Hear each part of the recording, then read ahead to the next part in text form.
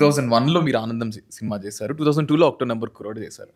దాని తర్వాత తెలుగు ఇండస్ట్రీకి యూ బీన్ అవే. లేదు. దాని తర్వాత ఐ డిడ్ 'దొంగోడు' రవితేజ గారితో. And you did 'Manmadhudu' cameo also. 'మన్మథుడులో' ఒక క్యామియో చేశాను. అసలు ఏం జరిగింది? Like why did Telugu did not happen much? ఎందుకని? ఐ థింక్ నేను కెరియర్ స్టార్ట్ అయినప్పుడు I was very young. Okay.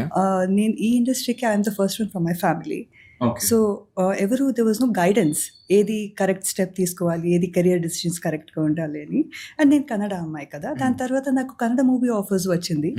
So నేను అక్కడ నాకు మా ఇళ్ళు కదా, కన్నడ మూవీస్, కన్నడ లాంగ్వేజ్ అక్కడ కంఫర్టబుల్ అయ్యాను కాబట్టి అక్కడ ఎక్కువ కాన్సన్ట్రేషన్ చేశారు. అటువైపు వెళ్ళిపోయింది. ఓకే. కాబట్టి తెలుగులో కొంచెం గ్యాప్ వచ్చింది.